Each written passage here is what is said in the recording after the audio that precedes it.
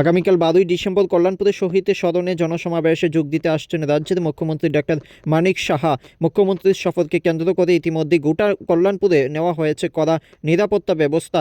বৃহস্পতিবার দুপুরে মুখ্যমন্ত্রীর নিরাপত্তা ব্যবস্থার দায়িত্বে থাকা ডিআইবির বিশেষ টিম কল্যাণপুরে এসে পরিদর্শন চালায়। উপস্থিত ছিলেন খোয়াই জেলার পুলিশের সুপার রানাদিত্য রায়, তেলিয়ামুড়া মহকুমা পুলিশ আধিকারিক, কল্যাণপুর থানার ওসি আশিস সরকার, এলাকার বিধায়ক পিনাকি দাস চৌধুরী এবং অন্যান্য পুলিশ ও গোয়েন্দা বিভাগের আধিকারিকরা।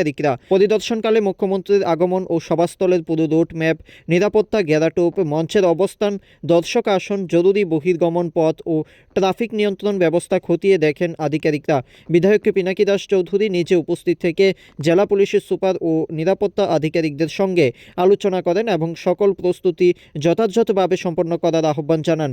পুলিশ সূত্রে জানা গেছে, মুখ্যমন্ত্রীর সফর উপলক্ষে কাল থেকে পুরো কল্যাণপুরে মোতায়েন থাকবে অতিরিক্ত পুলিশ বাহিনী ও গোয়েন্দা কর্মী। এলাকা জুড়ে চলছে তল্লাশি ও নজরদারির অভিযানও। প্রশাসনের দাবি, যথাযথ নিরাপত্তা বলয় ও ট্রাফিক ম্যানেজমেন্টের মাধ্যমে মুখ্যমন্ত্রীর সফর নির্বিঘ্ন ও সফল করতে সব ধরনের প্রস্তুতি নেওয়া হয়েছে ইতিমধ্যেই। কল্যাণপুর থেকে নিজস্ব প্রতিনিধি রিপোর্ট, অল টাইম খবর 24।